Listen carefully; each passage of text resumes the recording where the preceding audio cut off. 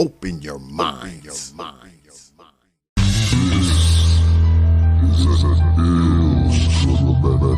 Keto on the beat. You know how to do something is let the world know. Not everybody rocking with this weirdo song. Yo, ain't you one of the internet niggas? Yeah, like all them You bitches. sure, bro? I know it's you, bro. You sure? Conscious niggas talking, only focus on selling words. Arguing over God, burning sage, you're dealing herb. I'm focused on the youth, building homes or putting work. I'm talking to you straight. Listen here, don't misinterpret. Don't mix me with these YouTube jickaboos. So-called hitters who do nothing but sit and screw. The most lame and minuscule ideas in the interviews. Most childish and cynical. Cartoon niggas sitting looking like a Pikachu. Funny looking ass. Go on now, pick and choose. Hebrew, Nuwabi, and Moorish or some missing Jew. Avengers, nah, here, listen to. I'm talking physics while you stuck on speaking spiritual. Like building schools from Brownsville or Bankhead. Engineering projects with no need for no bank bread. Growing food, so we got no hungry, we stay fed. Own hospitals, no dying in they beds. Listen hard, this is different shit. Past the race cars and the pigment pitch. Past the lame bars and the ignorant shit. This black power, focus on the business, bitch. I'm black any time of day. I'm messing with these dudes that let your mind astray. One of y'all. I'm black in every type of way. And I can give a fuck what they gotta say. Hear you. I'm black any time of day. I'm messing with these dudes that let your mind astray. I'm black in every type of way. Fucking way. And I can give a fuck what they gotta say. I ain't Moorish. I ain't Asiatic. Please don't distort shit. I don't co-sign none of these lame ones. Funny ass hats. Always talking about claim something. Arguing over black this, black that. Black lens, black facts. When all I see is black bloods. Black crips with black cats. Black scarred from black tracks. Black charge with back tag. Black barred, no cashback. Black card, who has that, brother? They either playing ball or they got ass cap. Wait, you selling souls on the cash app. Hey, you pimping minerals, crystals, and the sage. You still in religion, homie. You still inside a cage. See the bullshit. Cameras show the foolishness. Fools follow movie flicks. Most front, but truly flick. Low fist on some hoodie shit. Start beef, call the police quick. Toast sweet, so you know he bitch. What street? Who he rolling with? When I speak, best believe this the call for action. These dudes is sweet, straight weak. Better off with accent. I learned the game and it's lame. I'm better off with rap. Yeah, I'm doing I send them flame, straight pain, and it's all with captions. Capitalize straight truth when I speak, dawg. If it ain't about black, we won't speak, y'all. I live in proof of what I speak of. Pushing straight black through the speakers. I'm black any time of day. Not messing with these dudes that let your mind astray. I'm black in every type of way, and I can give a fuck what they gotta say. I'm black any time of day. Not messing with these dudes that let your mind astray. I'm black in every type of way, and I can give a fuck what they gotta say.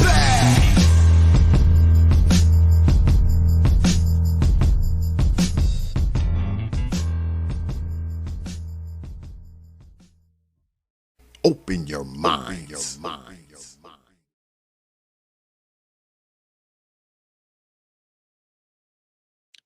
And we are back. I know we starting a little late, but you know we had some time constraints. Hold up, y'all. Damn. Shit over here. My bad, y'all. We are back.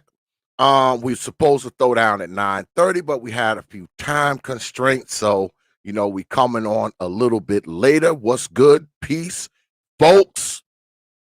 What's going on? Welcome back to the Proper Thought series right here on the old T.P.O.T YouTube page. I'm your host, X, of course, but you knew that already. That's why your black asses are here. Tonight, special guest tonight, my boy Q Butter gonna be in the house.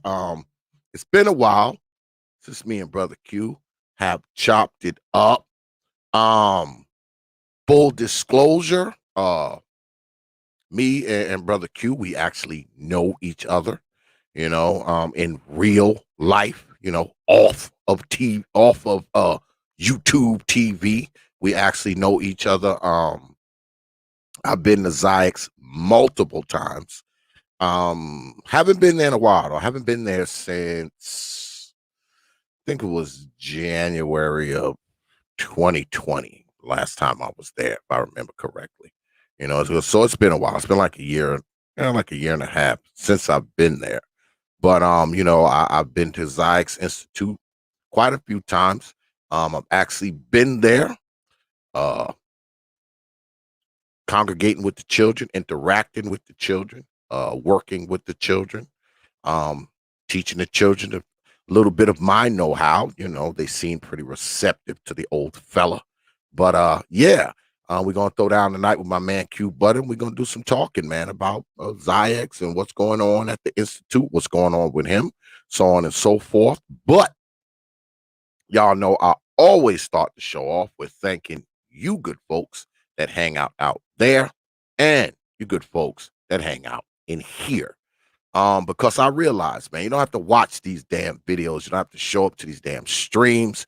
You don't have to like, share, subscribe, and you definitely don't have to drop your hard-earned pennies, nickels, dimes, quarters, and 50-cent pieces.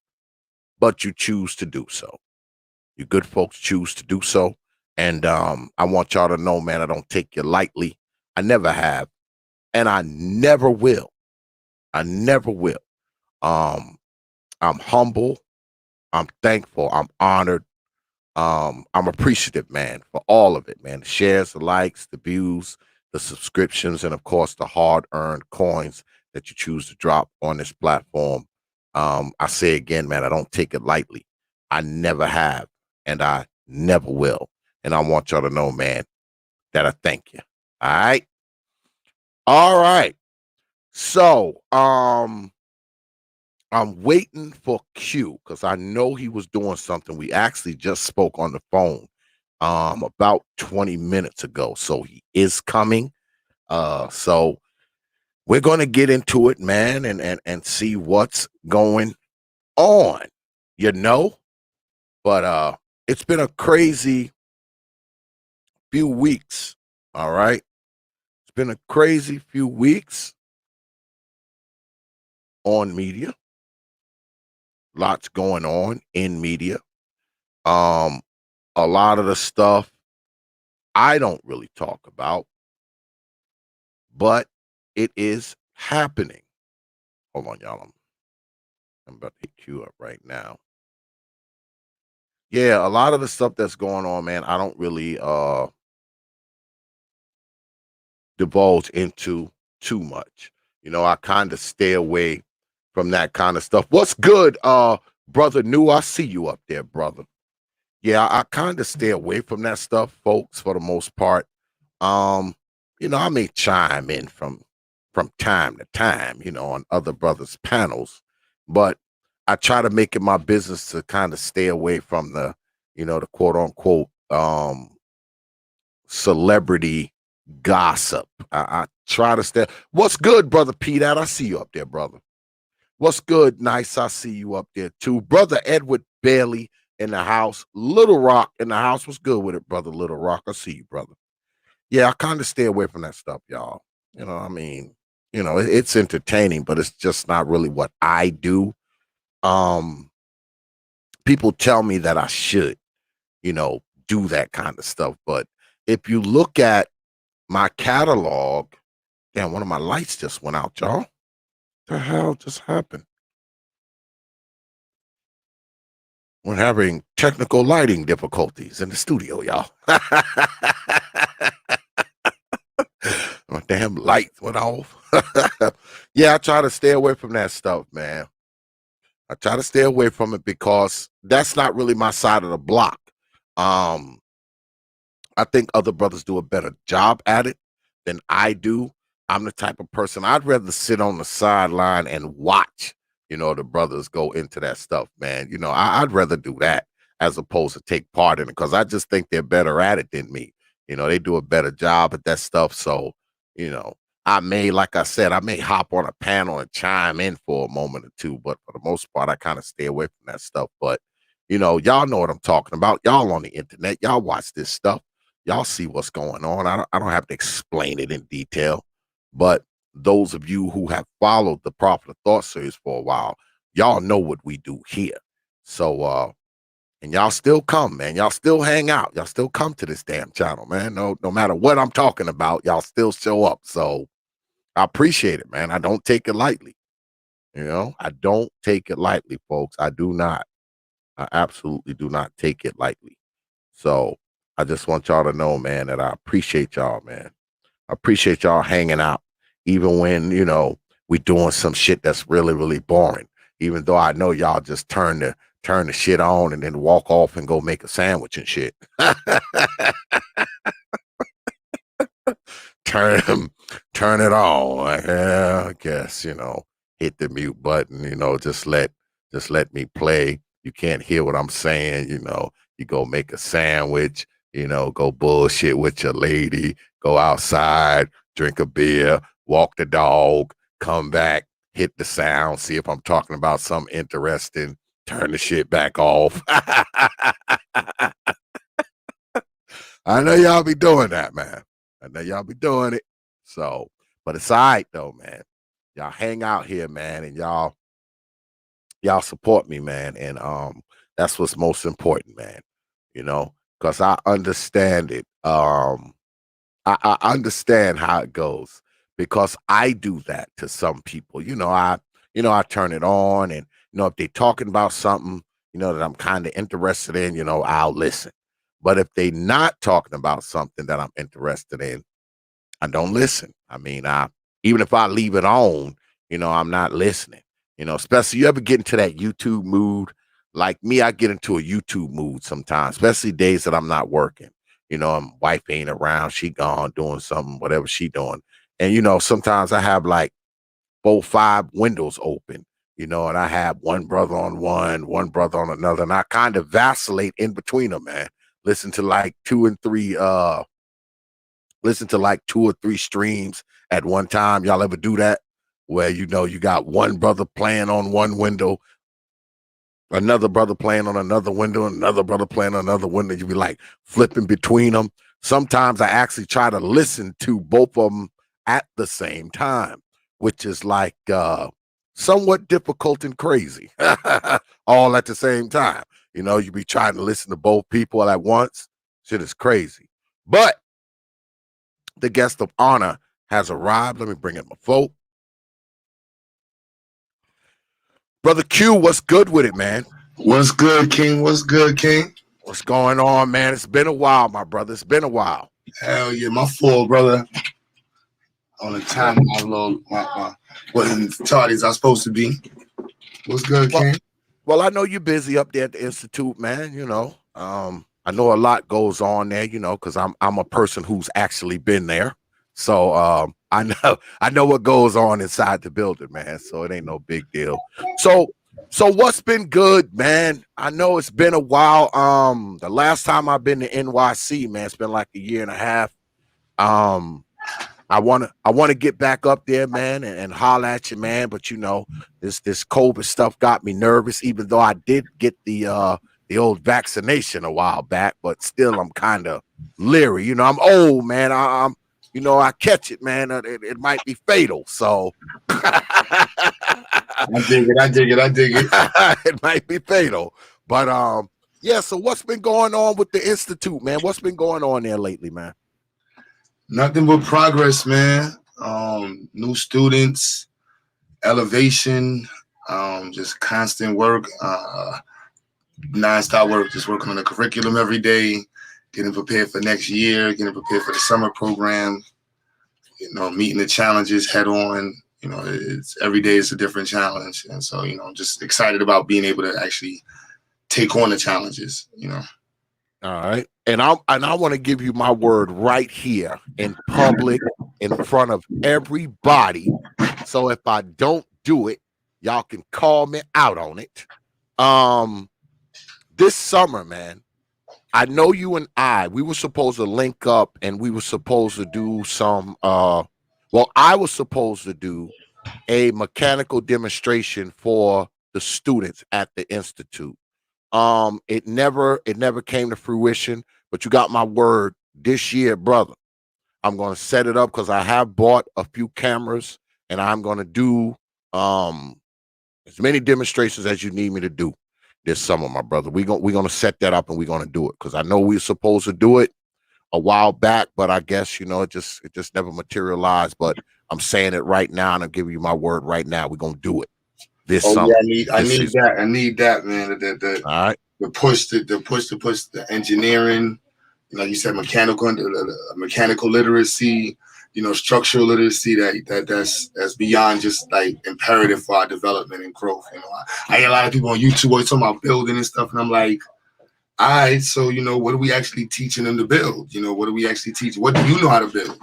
Yeah. And if you can't, you're one of the few brothers I met that I would sit down and shut the hell up real quick to be underneath you for a little while just to learn from you, because you a master teacher. Not just a teacher, but you a master at what you do, and the skill set that you have is completely what we need, especially when shit hits the fan.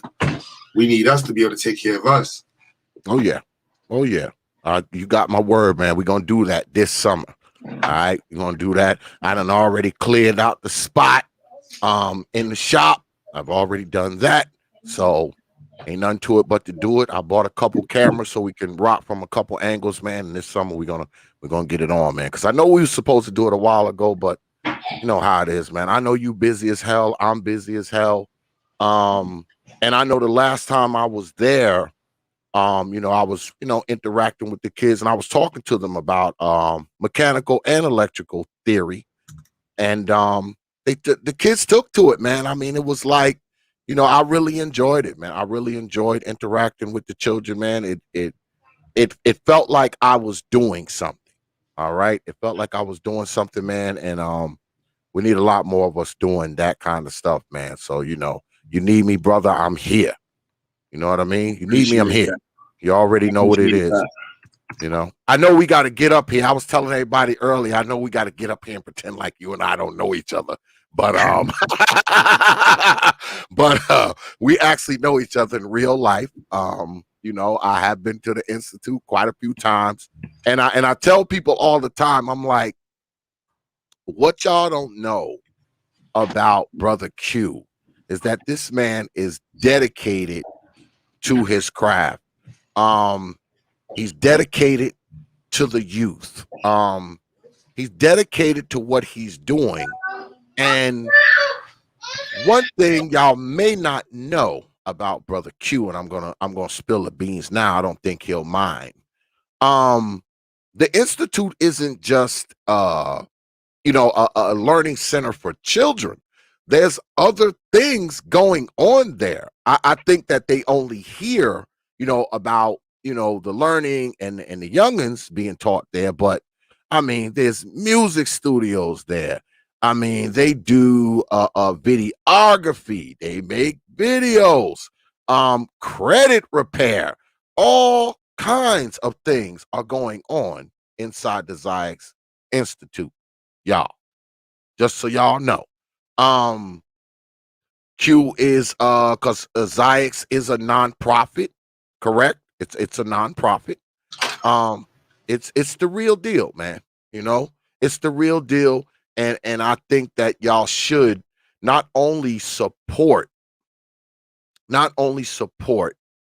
what's going on there, but you might want to go and take a Janty by there, man. You might want to stop by there and holler at XYAYX, man, and holler at Q Butter, man, because you'll be amazed with what's going on inside of there, man. In all seriousness, man. I know I was. The first time I went there was a while ago, and I was just amazed at what I saw, and I think the first time I was there, it was one of the days that the children weren't there. I think it was like a Sunday or something like that. But every time I went back since then, there's always kids there. And it's just amazing what he's done with the place. It seems like every time I go there, it's expanded. It's gotten bigger. There's more going on. There's more computers. There's more screens. There's more kids. There's more tools. There's more activity. Every time I go there, man, I'm more and more impressed, man. He outdoes himself every time I see this brother, man. And that's why I always big him up. and I'll defend them if anybody talks shit about them, you know, all of that. Because if you ain't been to XYAYX, I got 2 words for you. Shut up. That's all. But yeah, it's different over here. People, I mean, it's crazy. I just be sitting back and watching different stuff. Like damn, like yeah, like I'm very fortunate. So I just sit back and just watch. You know, what I mean, I can have a lot more, but I'm appreciative for what I have. yeah, man. I mean, it's well, I'm gonna tell everybody the story about how Brother Q and I met a while back, because we met years ago. And I hit him up because I saw him. I don't remember where I saw him, but I saw him somewhere, and I was like, and I saw what he was doing, and I was like, damn, this brother is doing his thing, man. And I hit him up for an interview, y'all. You know, this was before, you know, T.P.O.T got kind of fancy. You know, now we got 5 mics and all sort kind of crap, and keyboards and soundboards, all this kind of mess. Back then, it was just a computer and a raggedy microphone. And I hit him up, and I was like, yo, brother, you know, I want to interview you on my show. And he was like, yeah, you know, and I interviewed him. And, you know, we've been cool ever since. I have a lot of respect for this man. On the right of the screen here, y'all don't know how much I respect this brother. I am pissed off though, because I need to be in one of them damn videos. God damn it! I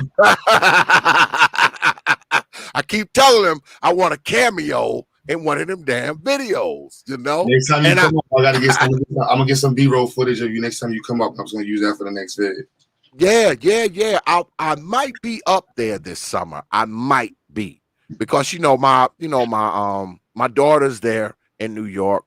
2 of my grandkids are there. So, I gotta come there at some point. One of my sons is there. So they all pop will come to New York. So they ain't see me in like a year and a half either. So I gotta make my way there at some point to see everybody. And every time I go to New York, I always drop by XYAYX. That's just mandatory. I usually do that as soon as I get into town. So yeah, I'm gonna try to come through there, man. And once I get past my COVID apprehension, I think I'll be to NYC soon. Probably like July, August, or something like that. I don't know. But let me ask you this, man. What's on the plan for this summer? Because I know sometimes you tour, and do certain things with other folks. Do you got any of that going on this summer? I'm working like a motherfucker. You know what I'm saying? I got the summer program I'm really focused on. I got a couple of events, a homeschooling event, but largely most of my focus will, I'm putting out some videos. I got like 4 videos to drop. I told myself I'm dropping a video this week. Within the next week or 10 days, I'm gonna drop a video. We're dropping music, performing. My sister Meech and I, we're supposed to be setting up some tour stuff. But yeah, just nonstop work. I'm preparing myself to have 200 students, 300 students this coming up semester. So that in and of itself is like, that's already mentally got me like in a certain zone. So I'm like just getting, prepared for that and all of the responsibilities and the depth of responsibilities that's gonna be associated with having that many students. So that's really where my mind is at right now. I want to, get our community programs leveled up, and goal wise, I would, if I had the ability, not if, as I garnish the ability and get more abilities, I will of course aim to do more, and that's just where the focus is: do as much as I can and do more. So, how now that the number of students have increased, obviously. How are you looking on staffing? I mean, are you staffed enough for all the kids? Are you looking for staff? Do you need staff? Like, hell no, I'm understaffed, man. Okay. Hell yeah, I'm understaffed, underfunded. I have a lot of resources. I did well with the resources and getting the right materials, but understaffed like hell. And to hit 250 students for this year, I'm definitely looking for volunteers, people that can come on, take a decent pay. I can't afford to pay like, you're a small business, we doing $15 an hour, 14, if it might be a little less than that, you might volunteer and we just give you a stipend, but we giving something. But that's where we at right now. We got to be able to make. I got to be able to handle 250 students. So no matter what, and I can't do it by myself. So that's just the reality of it. You know, I teach literally about 7 hours a day. I have to take a lunch. Well, all you folks who are listening out there, you need to get over to XYAYX. It's right there in Brownsville, Brooklyn. Get there and help Brother Q out. I realize that this type of work isn't what you do. This is probably who you are. I know there's a difference between the two. The brother needs staff, the brother needs help, and the brother needs donations as well. So get your asses in gear, get down to XYAYX, help out, volunteer, become a member of the staff, write a check, I don't know, do something, because when I think about people who are doing things on the ground, my man Q comes to mind first, man. I know we talk a lot of crap, you know, on YouTube about what we're doing and who we are and how we're building and all this whole kind of nonsense. But this brother right here to the right of me, all right, is really doing it. He's doing the things that we talk about doing. And he's doing it with the people who it needs to be done with and for, the young ones, because that's where it all starts. We always talk about the future of Black society, but it seems like when we talk about the future of Black society, no one ever mentions the children, which to me is ridiculous, because when we're talking about the future of Black society, they are it. They're it. Right. So if we want to talk about working on the future of Black society, man, we got to start with the little heads, man. That's all it is to it. And you can get mad at me and write me and send me crazy emails and all some kind of foolishness, but it doesn't change the facts. So if you're in the New York area, get your behinds down to XYAYX, volunteer, try to become one of the staff, help them out, some donations, all of that kind of shit is needed. You don't have to be in New York. We got teachers all over the country. Oh yeah, that's right, because we're doing everything mobile now. So we were doing mobile before any of that. We were doing we were doing remote before anybody was doing remote, before any of that COVID stuff. We were one of the first people doing it. Yep. So go ahead, man. Do it across the country. Yep. Hit my man Q up and you know, lend a hand, man, because this summer I'm gonna be doing it. All right. I'm going to be doing it. I'm going to be doing some mechanical. I'm going to be doing some mechanical demonstrations. I'm going to be doing some engineering demonstrations. I'm going to be doing some electromagnetic theory demonstrations. I might even do some specialty tool demonstrations as well. This is something Q and I was supposed to do a while back. It never manifested, but I'm going to make sure it manifests this year. You got my word on that. If I don't do it, y'all can stop watching me. That's my man. And I don't know if you saw the video I put up and we've been promoting, but yeah, I'm hunting for like parents of children who are dedicated, parents who are willing to push their children to become great, people who are nurturing their children to be great. You know, this is not for, you know, the regular Negro babies. You know, no offense, but I understand the difference, you know, and we want parents who understand that, you know, they're trying to create a difference.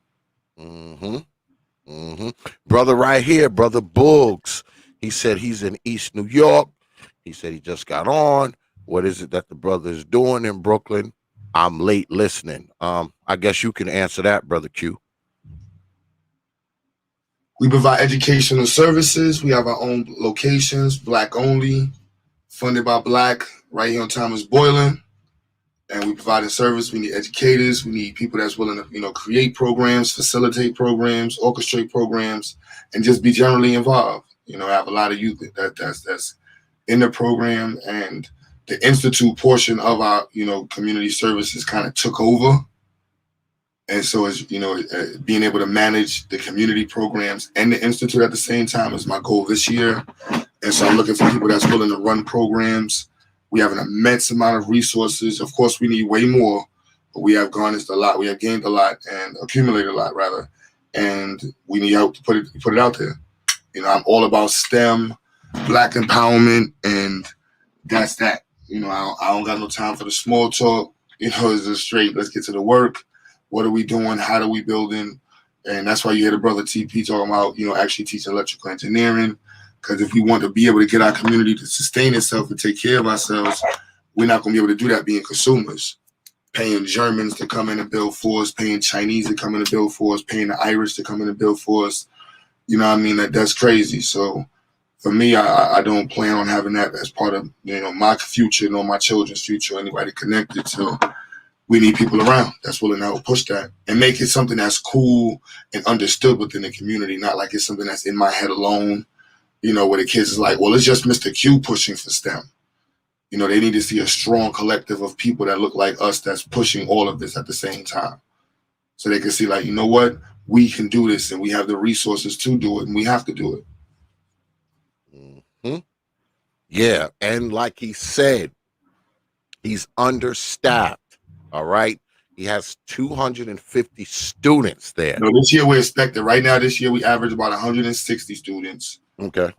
But we doubled each year. This is our second full-time year, but we've been running for 4 years. Before that, for 2 years, we were doing it part-time. And each year it just kept doubling. You know, started with 7 kids, 10 kids, and then it went to 30, then it went to 60, then it got to 120, 150. You know, we got up to almost 170, 180 this year, almost around there. But we expect to definitely hit 250 this year. You know, my goal is to have 200 students enrolled by the end of this month. Y'all hear that, right? The brother needs staff. The brother needs volunteers. The brothers need people who want to do the work. People who are invested. People who don't just talk about doing something. People who are ready to really do something. I'm just saying, like I said before, you always hear the talk about building. You always hear the talk about people doing stuff for Black folks. This is your opportunity. This is your opportunity to walk the walk, just like you talk the talk, Negroes. This is your opportunity. All right? It would be nice to see some people straight off of YouTube, straight off of the internet, getting involved with this. And guess what? He also said you don't have to be in New York. You don't have to be in New York. All right? You don't have to be in New York to participate. All right?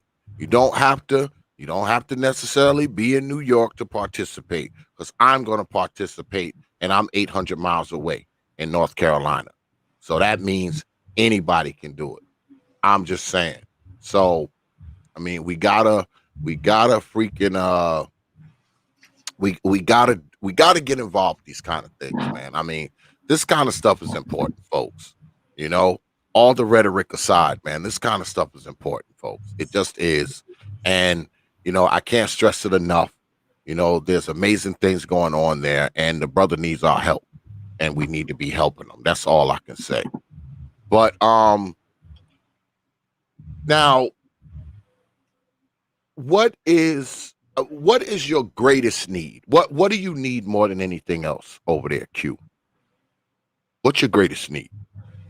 People. Okay. So how many people do you need? How many people do you think you need? Can't put a limit on it. It can't put it. You know, it could be one good person. It could be 10 people. You know, it could be 100. You know, just you know, we need quality people. Like, that's the most important resource. People come with resources. You know, like I said, I need space. Once we get a space, we're gonna need people. Mm-hmm. You know, and with what we're doing on the digital front right now, we need people who is able to, you know, 2 hours a week, 5 hours a week.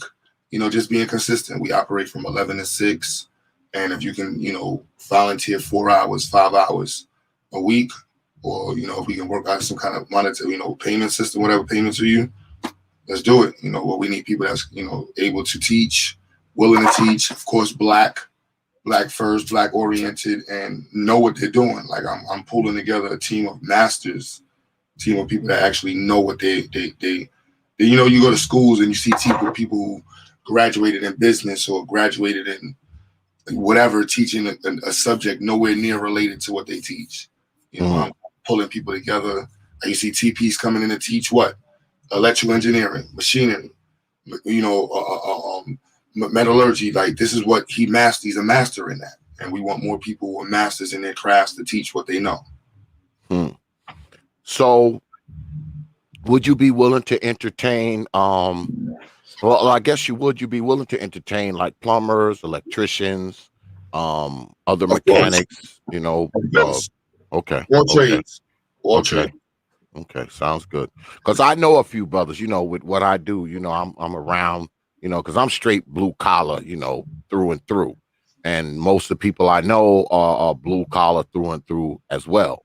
So, I mean, I think I could get some brothers to rally around this, man, and actually participate, you know, and come through, you know, a couple times, you know, during the week and do, you know, something on video. If it's just like a presentation or a lesson or whatever case may be, I think I can rally a few brothers up. I think that's within reach.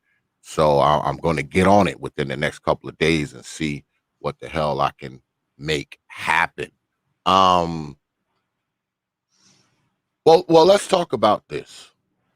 Do you think that we as Black folks are we too focused on the BS that surrounds us instead of trying to have a XYAYX in every damn state?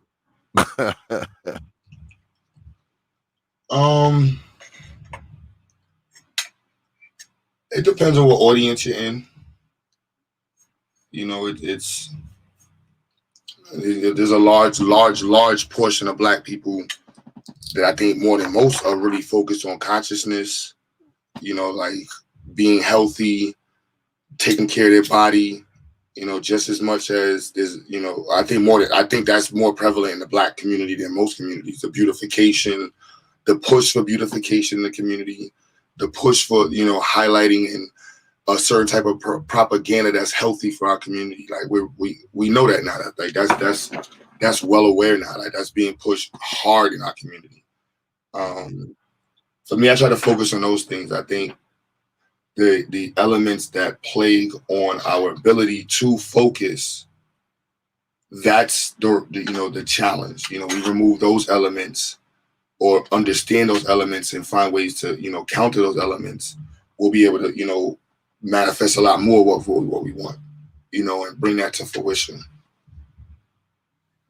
Yeah, because I know we spoke a while back, and I know you were looking for other places to open a few XYAYXs up, you know, I guess across the country. Is that still a thing? Are you still looking to maybe open one up in North Carolina? Maybe open one up I literally just came back from Atlanta from seeing a spot, and the lady pulled a little cool move on me. She said my speech with the kids was too uninclusive, racist, so to say. And I'm like, look, I got to teach my history, and I got to teach my truths, my facts. You know, like that's just what it is. You know, people earn their labels. Okay. You know, we didn't earn the label nigga. And in some way, we were niggas. You know, we were ignorant. We didn't know the depth of the devil we were dealing with, the depth of the situation we were in. You know, the depth of the transactions that we were having with these people. And so we were naive. We were definitely ignorant. But now that we understand now, but we don't know how deep the rabbit hole goes. So it's like, it's far. You know, so it's a constant awakening. So wait a minute. You had a deal in place, and they said that what was going on in the XYAYX Institute isn't inclusive enough. What, inclusive enough for white folks? Yeah, and this was an Ethiopian lady. She was pretty much saying, I was like, because she saw one of my lectures to the students. She was like, yo, you know, I love what you're teaching. It's so strong. We need it in the community. We need it bad, but you know, why would you not tell people to work with white people? And I'm like, because we need to focus on Black people. And she couldn't get past that. And I'm like, lady, we got money on deck. We about to revolutionize the entire community. Like, there's never been anything like what we're gonna bring, you know, to Atlanta ever. You know, and people have a view of Atlanta that's completely wrong. Like, Atlanta is twisted, broke, you know, a lot of poor black folks, money's messed up, not circulating, very few programs, and our people are being left out there in a way that's for that to be the most, you know, alleged prominent black city. And when you really get into the hood, which most of the city is the hood, it's like, damn, wow, who's doing anything? And that's the reason I took it a little personal, because the woman was from Ethiopia, and I'm like, your views from Ethiopia and your perception of what I'm saying is keeping me from being able to help my people here, and that's fucked up. You know, Michi was pissed. Michi, my queen, Marshall was pissed. They was pissed. They wanted to curse her out. Michi then they cursed her out.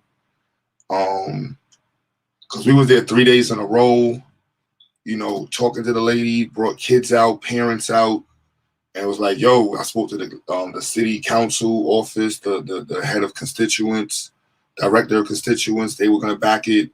Like, really strong situation, like really powerful. And the woman just dampened her opportunity. My opportunity is, you know, can't dampen what I'm doing, but that's just that situation. So I'm still looking. That's the thing, you know.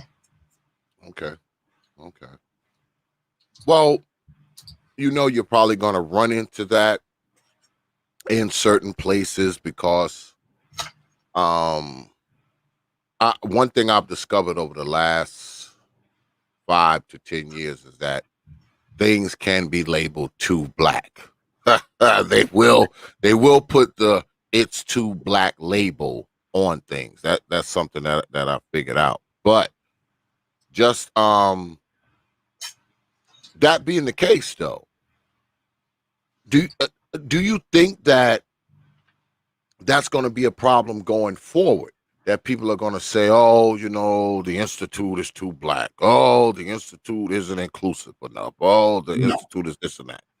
Is that going to be a problem going forward? No, the woman was highly ignorant. She was considerably a slumlord. And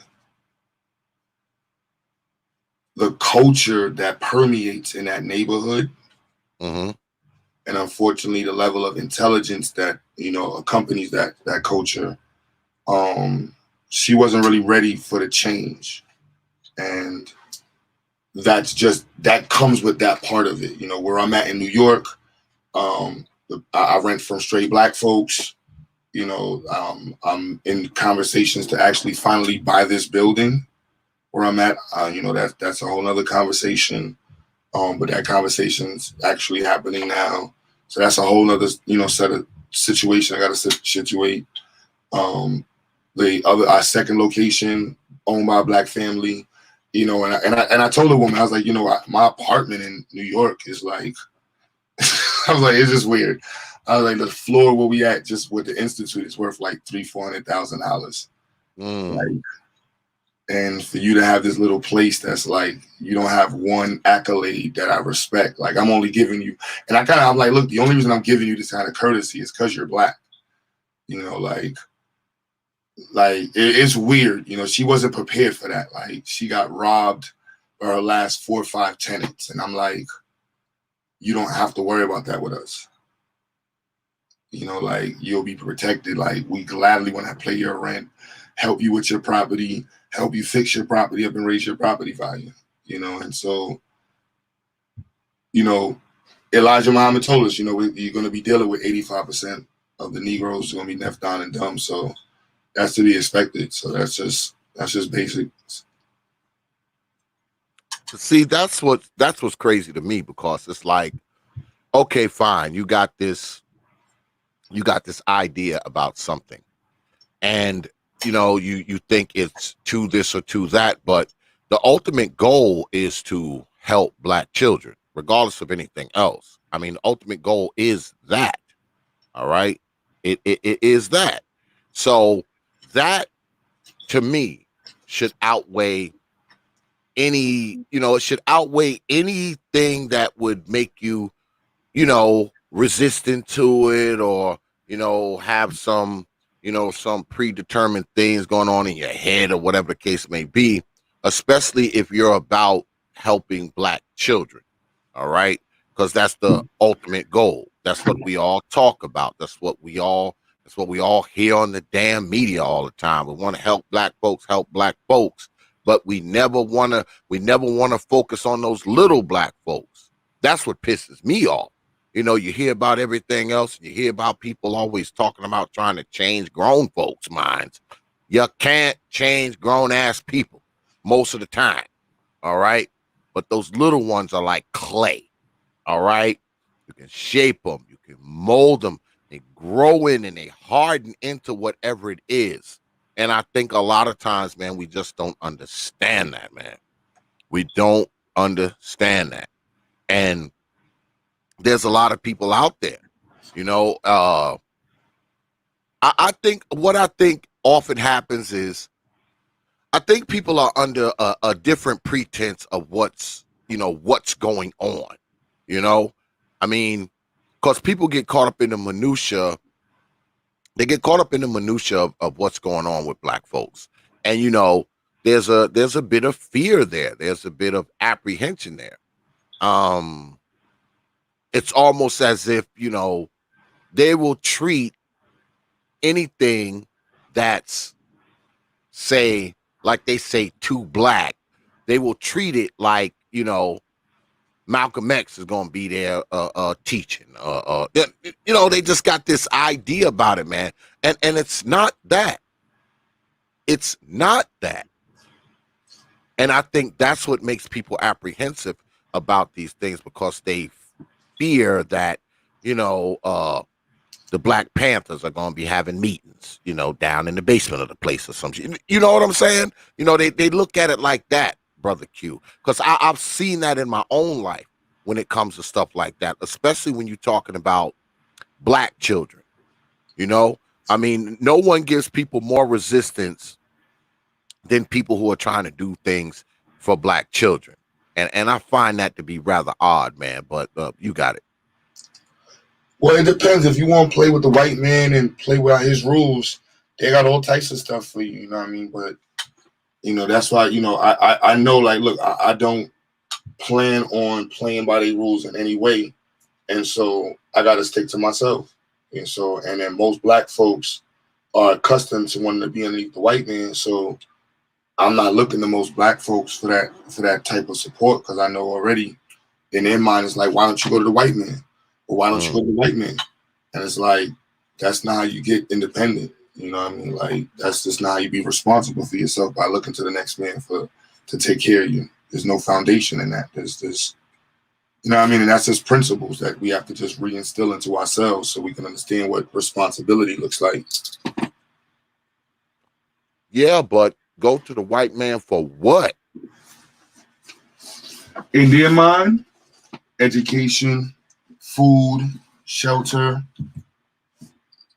support, defense, protection, education, everything that you can get from that titty.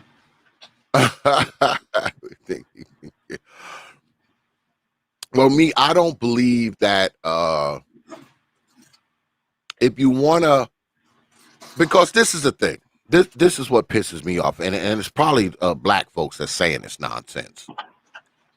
They talk about how much they don't like the white man, and the white man is this, and the white man is that, and they hate the white man, and fine. You can do all of that. Then these same people are turning around and they want to go to the white man for money. They want to go to the white man for, protection. They want to go to the white man for this, that, and the other thing. And that doesn't make any sense to me. If you claim that the white man is such a bad thing, and the white man is this boogie white man and all this kind of nonsense, why would you want to turn around and go to the white man? I mean, why would you want to go to these people that you obviously despise, these people you obviously disdain? Why would you turn around and expect them to help you? I've never understood that part of it. Like, I mean, because I don't want the white man to give me shit. All right. He ain't got to give me nothing. All he got to do is get the hell out of my way. I'll make my own way. All right. Just get out of my way, and I'll do my own thing, and I'll take care of my own self and take care of my own stuff. But that being said, notwithstanding, your last, dealings with somebody, because I'm assuming this was a commercial building you were going after, right? Yeah. Okay. And they basically shot you down because they said it was too black or whatever. So where's the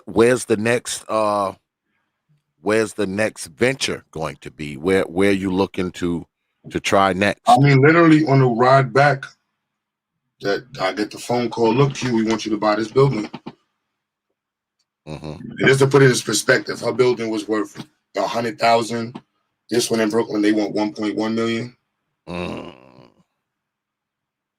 Just to put things in perspective, Omar Johnson's building, that whole campus is only worth 700,000 or 1.1 million. Just to people get perspectives of real estate kind of twisted sometimes. This brownstone I'm sitting in, $1.1 million.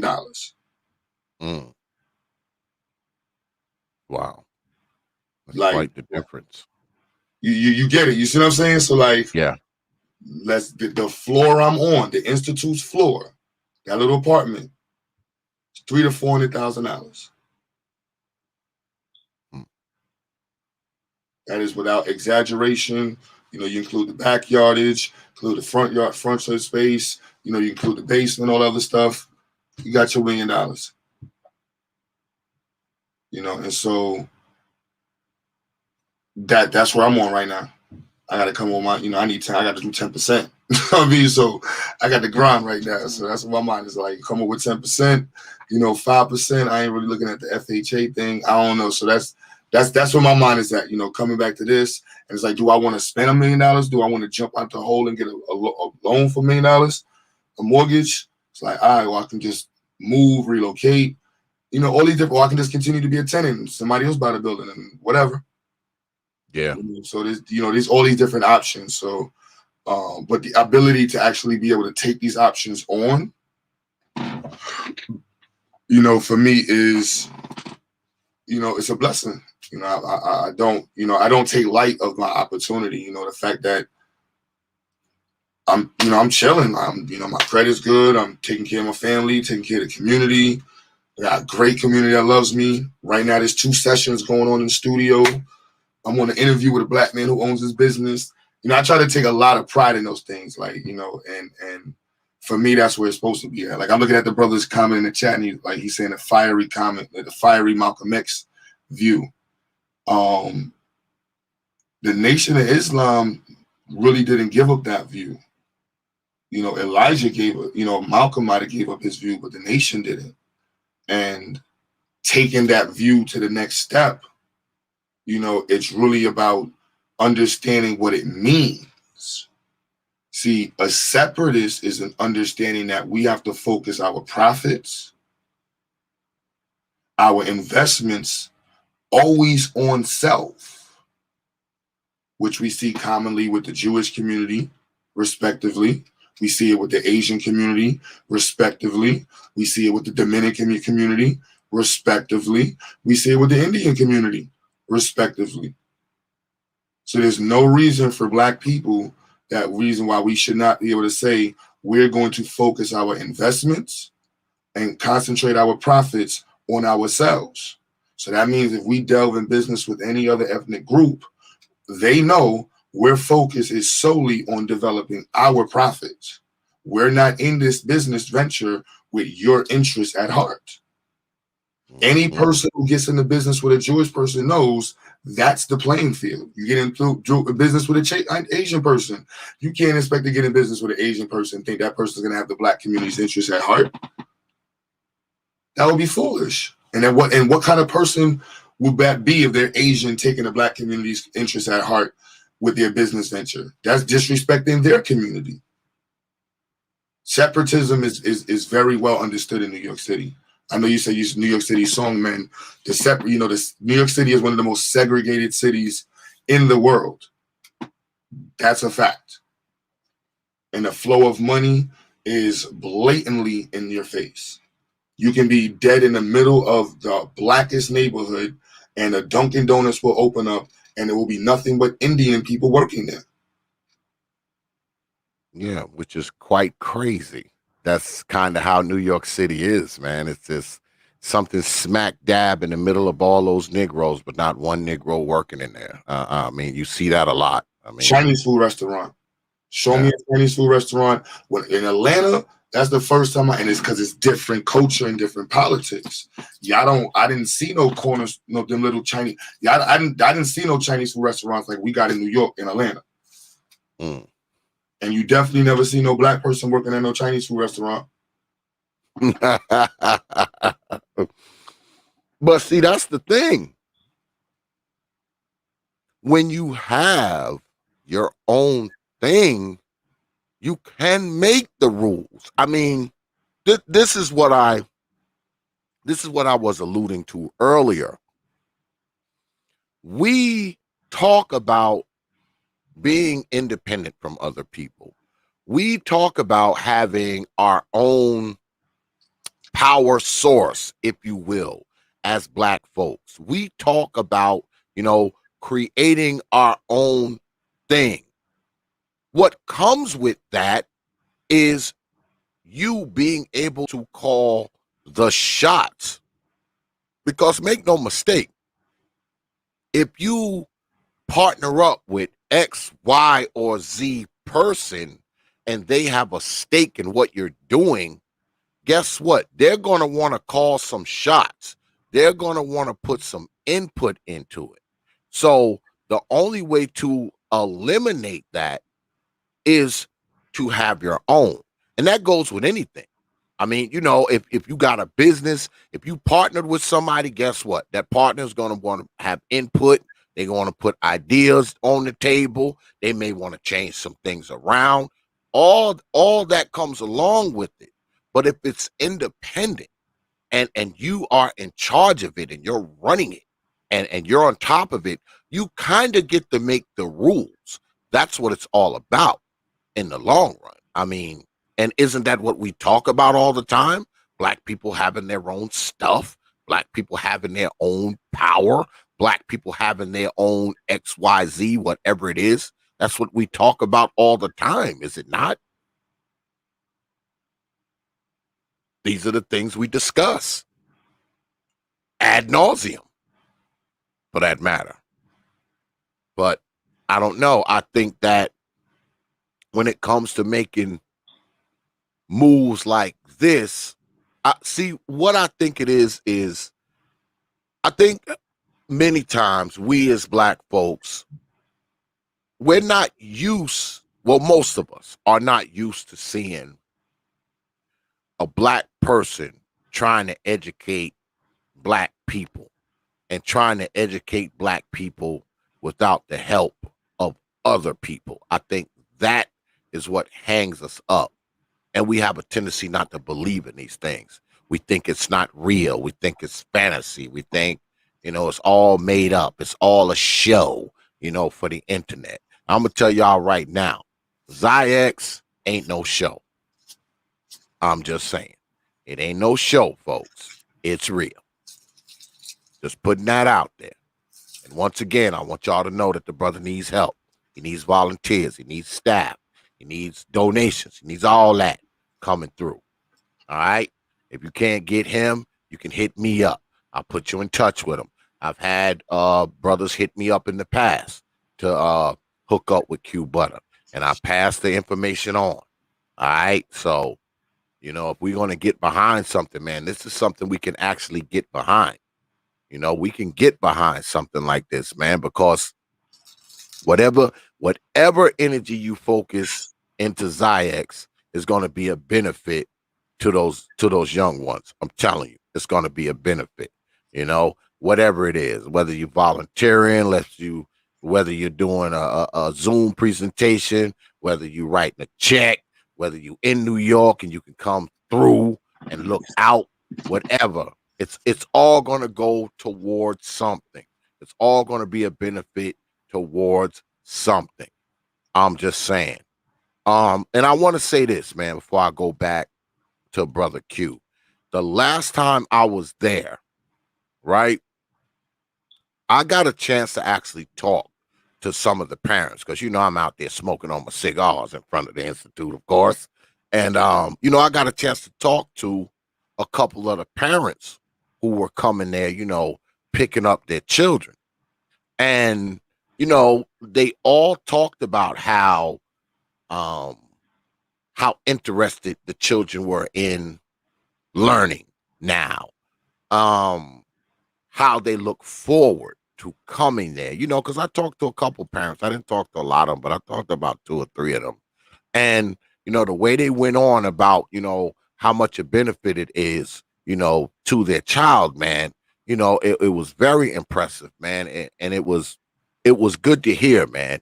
It was good to hear parents who were not only interested in what their children were doing, but they were also interested in the place where the children were doing it at. So I just found that to be something quite outstanding, and it stuck out in my head, man. And I'll never forget it, man.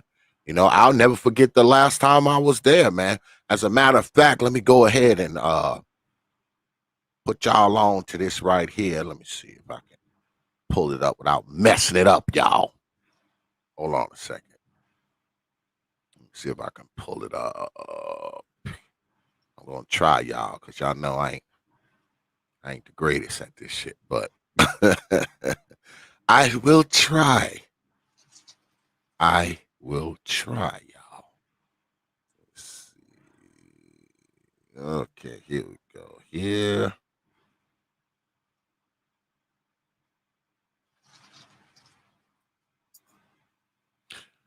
Yeah, this is me, y'all. The last time I was there, a while ago.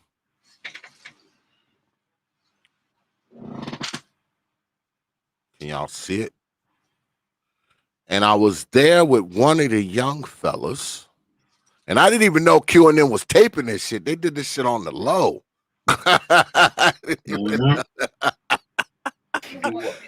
Spin centrifugal, right?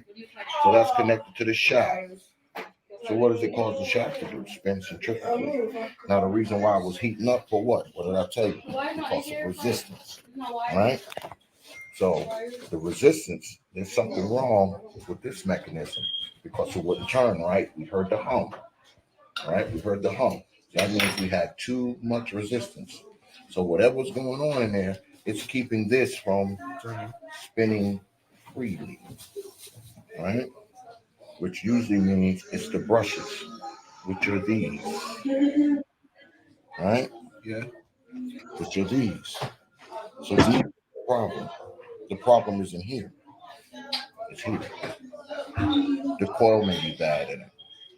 Okay? It's not a mechanical problem. It's an electrical problem.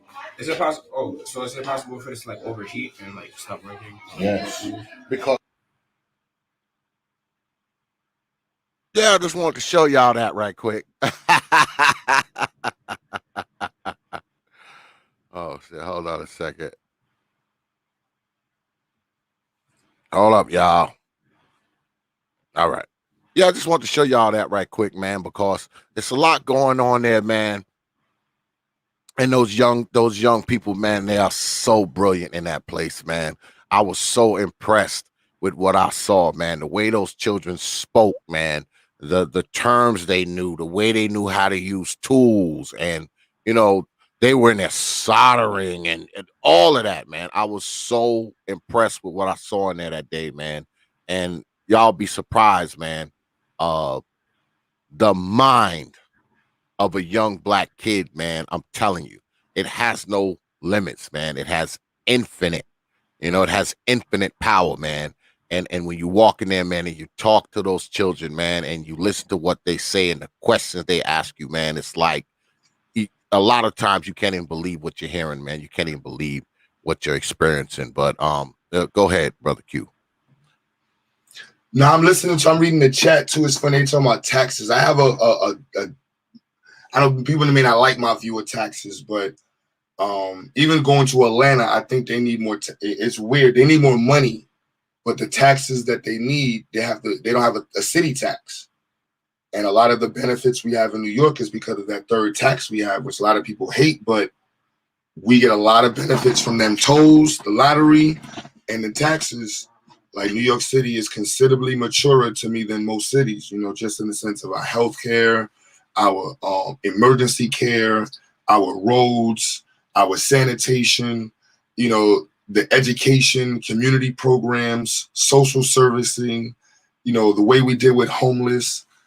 Like, yeah, like New York City has a level up when it comes to that. And that's largely because of the tax base that New York City has and the profitability the city has from the corporations that, work in New York City.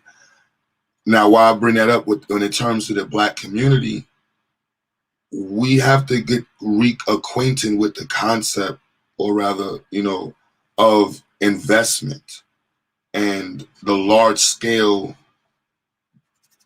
profitability of a community through consistent investment into itself. That is America. That is the reason why we are taxed. That's the reason why we have free schooling and different things, because we have to invest into these things. This is the same level of responsibility we're putting on ourselves. So when the brother in the chat says that there's not, or people say, we should work with other communities, when in Manhattan, there's Boricua College. On Eastern Parkway, there's numerous yeshivas. There's the German National Bank. There's an Chinese National Bank. There's the First Bank of Japan or something like that. No one has an issue with these things. Known blatantly, and if you go right to Manhattan right now, you'll see the college, the Boricua College, made for Spanish people of Boricua descent. Of course, they got an open door policy, but that's who the mission statement is dedicated to.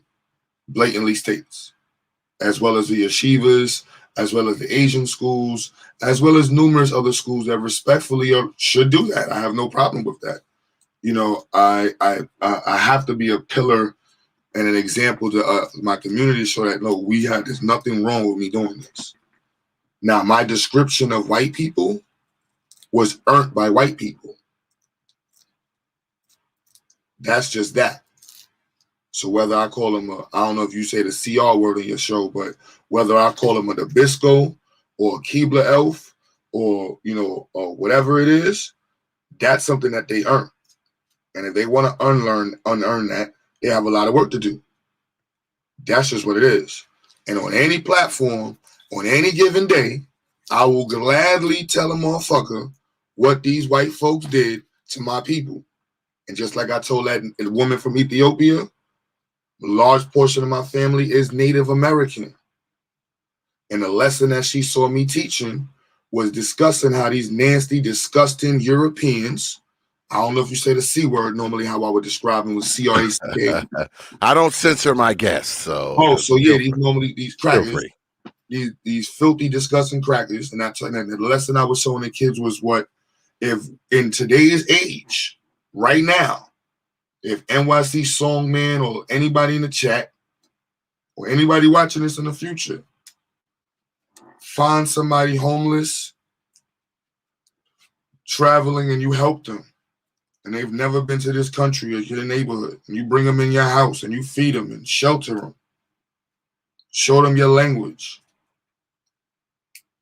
show them nothing but amicable behavior and hospitality, and they turn around during COVID and cough all over your stuff knowing that they have COVID. In 2021, that is attempted murder. And that person will be labeled disgusting, the most vile type of person. COVID ain't got shit on smallpox. Shit on the flu to a population that never seen or had introduced or engaged with the flu. Smallpox and the flu. Millions of Native Americans, millions within less than 50 years. Everybody talking about this, where all the slaves go, or where all these slaves get here. Well, millions of Native Americans died off through these diseases. And these dirty, filthy Europeans still benefit to this day from those acts. So there's no way I cannot call them that when they still blatantly disrespect natives. They still blatantly disrespect all of the indigenous people of the islands. They still rape and pillage all of the islands. We're not even in Africa yet. I ain't even crossed the hemisphere. We're still talking about over here. And what they did to my people in Africa and during the diaspora, they earned their label.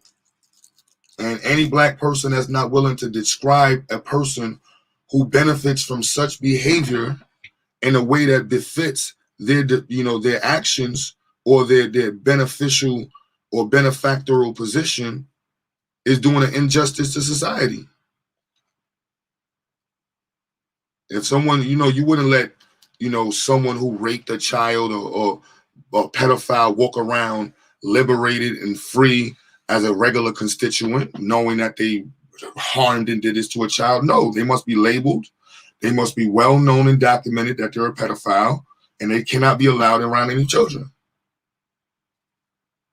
And I think it's in the best interest of all Negroes, black people, whatever you want to call yourself, natives, to look at white people in that position and through that lens. And that's just basic. So you're not even trying to hire. You're not trying to hire them either, right? No. So no Latinos, no Asians, nobody wouldn't hire one of them either, right? No. Okay.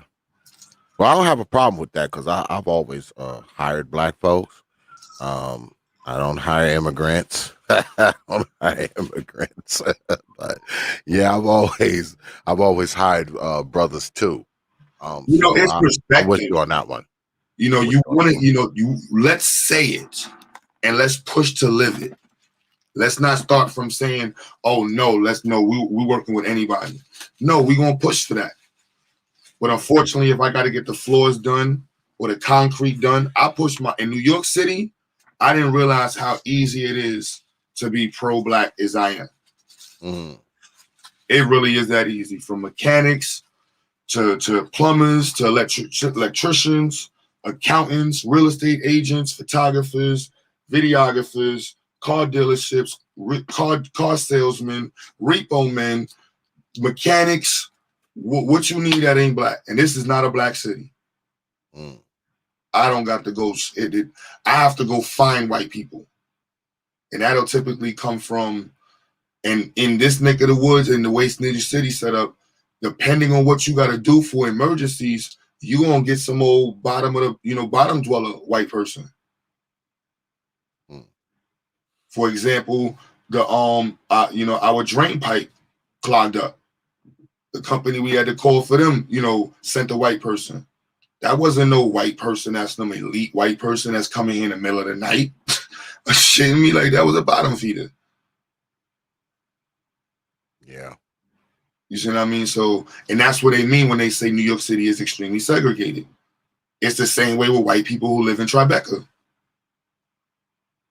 The black people they deal with are pretty much subordinates. Yeah. They're doormen, they're messengers, they're delivery people, and if they're in executive positions, they're not in an executive position within the position, like representing anything African, anything indigenous, anything in power. They're not in that position. Not in Tribeca. Not in the Promenade. Nah, that's not happening. Yeah, because I look at it like this. the reason why, you know, me personally, I'm speaking anecdotally, I'm just speaking for myself. The reason why I would prefer to hire brothers is because, see, they're less likely to get a chance than anyone else. I mean, I'm gonna look out for the brothers because the brothers are just less likely to get looked out for than any damn body else, man. I mean, that's the way I view it. Now, people have said, "Oh, you're prejudiced and all this kind of nonsense," but no, the hell I'm not. These are just the facts. I mean, if I don't give a brother a chance, he probably won't get said chance. So that's why I take that position. Now, that's just me. I'm only speaking for myself. All right, only speaking for myself, and that's why I do what I do because I'm gonna look out for the brothers. All right, I don't front on my brothers. I take care of them before I take care of others. All right, anybody that knows me knows that. When it comes to the brothers, I'm gonna look out for the brothers. That I'm gonna do. Um, so once once you get once you get the XYAYX institutes set up other places, is there going to be logistic problems, brother Q? Like, I mean, who's going to oversee? You know, you got a building in Georgia, you got a building in South Carolina, you got the institute in New York. Who's going to be overseeing? You know, all of this. Do you have to run all of this by yourself? No, that's the beauty of growth. You know, you have to develop it. That's the beauty of responsibility. Okay, okay. And you got people in place for whatever you need to do, right? No, we gotta find them. Okay. That's why I love this. You know what I mean? If we keep thinking about white folks, we're not going to think about all of the different aspects and intricate challenges we're going to run into. You know, and it's like, no, we need to be able to figure all, like, how do you build an institute that can handle 250 students with nothing but black people with no help from white people? That's really not that difficult. You know, but if you remove, you know, financial support, you move all these other parts, you know, that's what makes it a challenge. But that challenge is long past overdue to have been, you know, considered a feat, an accomplished feat. That's literally, you know, that's basic. Yeah. You know, that's you got people that come in from other countries and make churches within 3-4 years. You got Mexicans who come in months. They got a freaking Tundra truck or a Ford pickup and a house, you know, in a couple years. We've been here all this time, and this is just something that's so long overdue. So we've had the integration conversations. I could pull up so much data off of integration to be able to show, like, bro, we clearly should not be working with white people. Look at the public school system. Look at the charter school system. Look at now compare that to black independent schools. It's very simple. It's just there's no comparison. You put Marcus Klein against you put my institute against these $1 million funded institutions with white support, and look what they're producing. STD rates out the roof, drug addicts, people with reading levels below 5th grade, 4th grade, can't write at a high level. They just failed, but passed all the last 2 years graduating class around the country. Wow. Because it's K through 12 at the institute, right? It go right to K to 12, right? Correct. So there it is. I see my man Perfect Blackness in the house, my Chi-Town brother. There are all black schools there, I believe. You can correct me if I'm wrong, brother Perfect Black. And from what I understand, many of those schools are doing quite well, especially the ones that the all boys schools, I believe, are doing quite well. Marcus Klein is in Chicago. He's been doing it for years. That's my mentor right there. He's been doing it for years. You no joke. So I mean, it's not like it's impossible. I mean, what I think the problem is people don't believe that. People don't believe that. Black folks can do anything with just black folks, and I guess they have a right to think that way because many of us haven't seen it. I think that's what we need. I think we need to see it. All right. We need to see it. If we see it, I think we're more likely to believe it. Because what I think often happens is, we hear it, and we hear people talk about it. And, it's kind of hard for us to believe that this could be a real thing. Like this can really happen where you have a place for children to go and learn STEM. Okay. Learn STEM, work towards becoming the next scientist, the next engineer, the next, whatever, the next person who works in robotics, the next person who works in aeronautics, or whatever the case may be.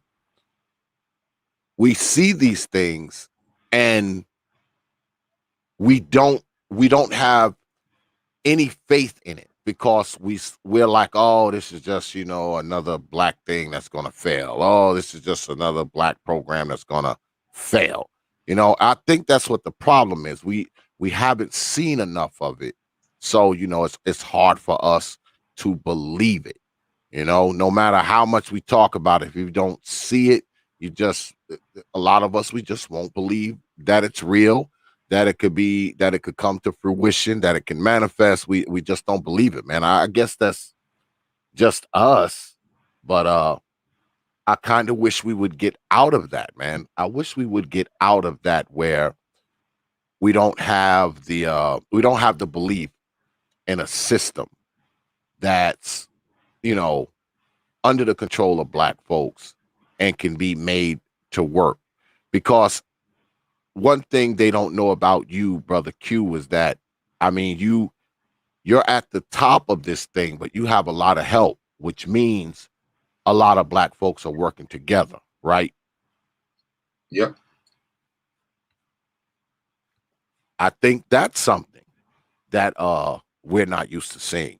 We're not used to seeing black people work together, for a common goal. Because let's be honest, man, it's it's not out there like that. It's not prevalent like that where you see, black folks working together, man, for a common goal. So I think we have that scarcity mind state where we say, well, if it's a bunch of black folks together, it ain't gonna work. I mean, Well, that's I, also the propaganda machine. Is to be in your square to be able to work and knowing the enemy. What I mean, when black folks start to work, the enemy gonna come. hmm And that's the reality of it. When you start doing too much, helping black people is profitable. So you're gonna yeah, step on other people's toes if you make too much noise. That's why I tread lightly with what I do, especially around Negroes and stuff, because I don't want them thinking I'm trying to mess up they cookies from what they call them, they biscuits and stuff. I'm like, no, your biscuits. I ain't got nothing to do with you and your biscuits from Master. Go over and get your biscuits, man. do you find that people? Do you find that people who started out being enthusiastic about what you're doing, they started out that way, but once you said, "Look, we got to do all this on our own," did they kind of become reluctant once you said, "Look, we're gonna be doing all this on our own"? I mean, that's what just happened, and that's the reality of independence.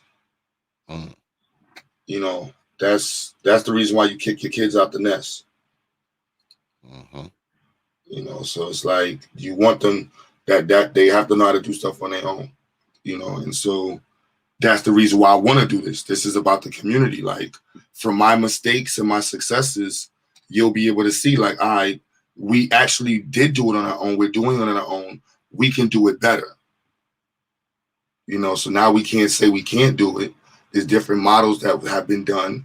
And this year's success, you know, when I really hit that 250, 300 students, like, that's us. You was here from the start when I was doing this. Many people, Cynthia G, Nyla, Sinetta, Empress Setmek, you know what I mean? Red Pill, Blue Pill, Doggy Diamonds. Everybody was here sharing the videos, talking about it. Y'all all helped me get to this space. So y'all all can sit back and say, you know what? We did get this to work. And now look, 250 kids around the country are connected in real time. And now we just have to keep thinking vertically integration. You know, so that way we can make sure it runs no matter what. Yeah, well, from the very beginning when we first met, man, I knew this would grow. I knew this would become what it is and even greater, you know, because I do remember the beginning when you first started it. I remember it clearly. And like I was telling everybody earlier, you know, and I've said it multiple times tonight. I mean, it seems like every time I come there, it's something else is going on. It's bigger. There's more children. There's another room added. You know, there's so much things going on, man. And a lot of the work and the renovations that go into it, you do that yourself. People don't know that shit either. You do that yourself. Cutting the drywall, doing the sheetrock, the spackling, the knocking out walls and shit like that. You're doing that stuff yourself. So, I mean, I'll say again, people have no idea what goes on there, man. They have no idea. If they did, I think they would be a little more enthused about it. And I also believe that they would be more willing to not only write a check or whatever or donate. I think more people would be willing to get involved if they knew more about it. I think people would be more willing to get involved because, believe it or not, people know who you are. You know, most people on the internet know who Q Butter is, right? They say Q Butter, the guy with the dreads and the baseball cap, and he got school somewhere in New York. But I think a lot of people don't really know what goes on inside of that building. And if they took a closer look to what's going on inside that building, they would have a better understanding of it. And I think they would be more people who are qualified, I should say, people who are qualified to come in there and, you know, do whatever or do a Zoom presentation or whatever, volunteer. I think they'd probably be a lot more enthused if they had a better understanding of what goes on in there. Because a lot of people, you know, we all watch the internet, man, to be entertained. And I don't think a lot of people pay attention to what the hell's going on. So I mean, if they knew a little with smoke, though, it definitely, you know, it comes with smoke. And I'm learning, you know what I mean? I'm gonna be 40 this year. I'm 39 still. And I'm paying attention. A lot of dudes are still older than me. I'm like a middle ground for the younger people and what they got going on, and seeing like the opportunities that are available to us and just taking advantage of it. So I don't try to connotate it in that way, so that way it doesn't have that impression on me mentally.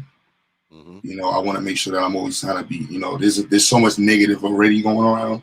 So I try to, you know, make sure it's a positive spin on it. You know, the people we have involved, like, again, we're going in 4 years. There's schools with budgets. Like, that's why I be mindful of how I talk, because I will have a principal immediately look like shit.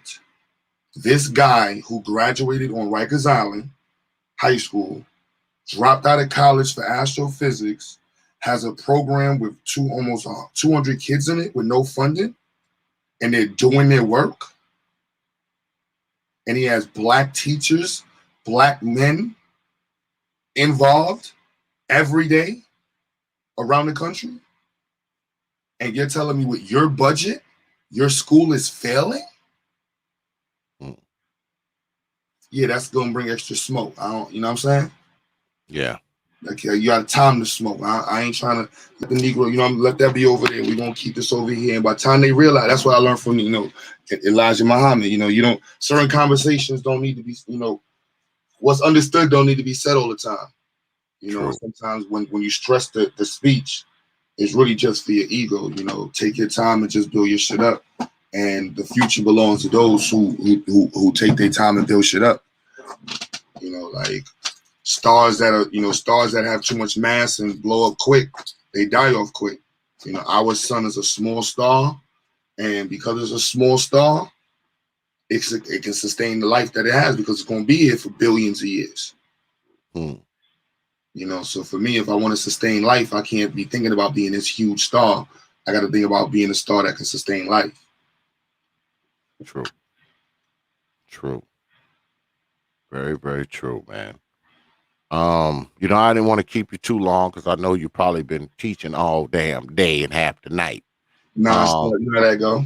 I didn't want to keep you too long, but you know, it's always good chopping up with you, my brother. You got all my information.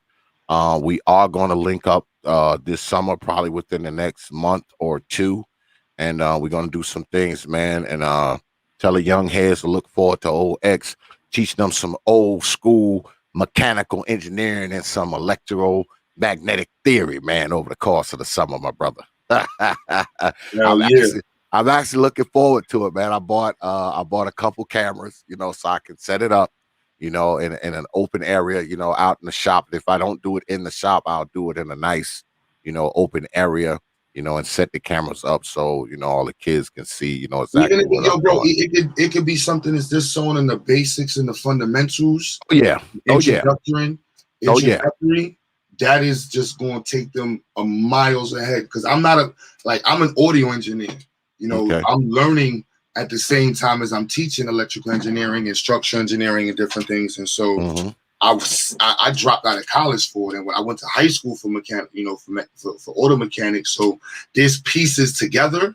But right now I'm piecing it together and you're a master of it. And to get people like yourself on board is only going to bring it to the next stage. Because what I'm doing with them, schools would beg me. They would pay me all types of money to teach their kids what I got these kids over here doing. Yeah. I second that, man, because I know the day I was there with them, we were we were doing a lot of things, man, because I was with, you know, different groups of the children, and I was with the kid that everybody saw, and I was talking to him about you know, electromagnetic theory, you know, and how it works in conjunction with mechanics. But I also was doing soldering with a bunch of the little heads, and they were actually building remote control cars. And then I was with another group of young students, and they were building magnetic stirrers. So a lot was going on that day, man. A lot was going on. Yeah, using that project. And yo, what I want to do this year, growing it forward, like I'm talking about like propelling it and what's going on with technology. I remember this fool one day wrote in one of the comments, "Why are you teaching kids about RC cars?" And I kind of laughed. I'm like, you must not know what's going on with the, you know, mechanics right now. Like electrical engineering is going to take over everything. And the full integration with sensors and coding and being able to write the codes and develop the machinery and what's going on with brushless motors and batteries right now, bro. Like you're a million. If you're still thinking about gasoline, you're 1,000 years behind the curve. You know, I just brought a new cordless, brushless impact gun. First brushless gun I bought. All the rest of them, you know, they use those electromagnetic brushes. This is the first brushless portable that I bought. You know, and I just bought that it was like a few days ago because I needed it because my other one was messed up. But yeah, it's brushless, so and it has lots of power. And it's just what I need, and I think I'm gonna buy another one in about 2 weeks because I gotta give one of my guys. He need another one too, so I think I'm gonna go ahead and buy another one because I wanted to buy it and try it out and see, you know, make sure it was, you know, what it was supposed to be. Use it for a few days before I, you know. So I'm gonna buy another one because one of my guys needs one as well. But yeah, man, I mean, technology is and far as them talking about the RC cars, man, what they don't know is that those kids were building those things from scratch when I was there. All right. They were doing the soldering and everything when I was there. All right. They were building them from scratch. It's not like, they was buying them out the store and putting batteries in them. They were literally building those remote control cars from scratch when I was there. It's crazy, bro. When we say do it ourselves, yo, T, when I tell you I'm gonna be at the this is such a gift. I'm gonna be at the highest level of intelligence. Yo, I was talking about in my life in the next couple of months. My personal capabilities is like, it's crazy, and we need to be able to depend on us so we can make shit for us. It's just that simple. Profitability comes from people who can make shit. Yeah, that's it. You know, and we can't make anything. And with the capabilities that we have right now in America, right now with technology, yo, oh my goodness, I am so, you have no clue how excited I am, bro. Like, and I'm talking about, like, for example, the woman who owns the building where I'm at, she's a principal, right? And she pays for her curriculums. So she doesn't know what a curriculum really like it looks like. And she just retired. She's 25 years.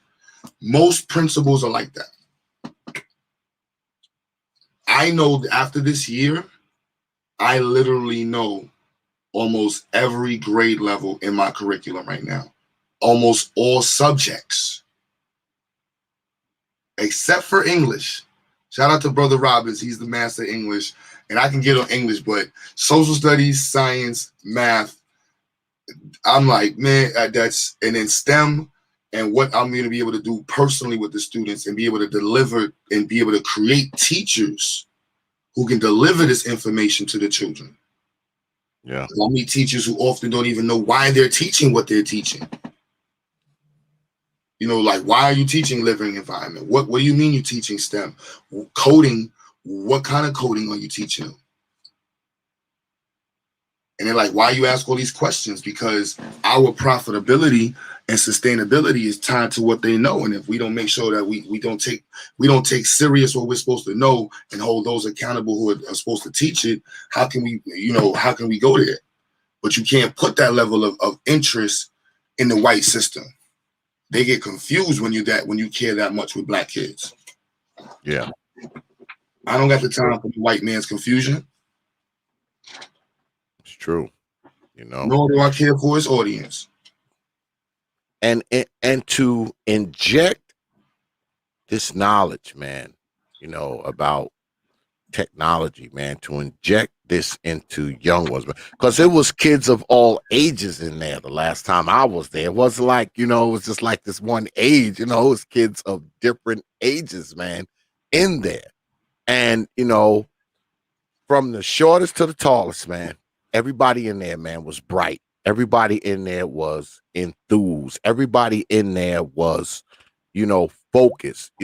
I never seen so many focused young people at one time in my lifetime. And I'm a grandfather, I never seen so many focused young folks, man. They were shocking the hell out of me. They were telling me things, about those magnetic stirrers and those remote control cars. They were telling me about things that I didn't know. I'm like, really, little fella? So, I mean, I know I've been saying this all night, man, but when people want to talk about doing things that are going to benefit the future of Black society, man, these are the types of things, all right? These are the types of things that are going to do it. I'm telling you. I mean, because those kids that were in there that day that I met were some of the smartest little people I've ever met in my life. All right. And like I said, this wasn't ABCs and 1, 2, 3s, folks.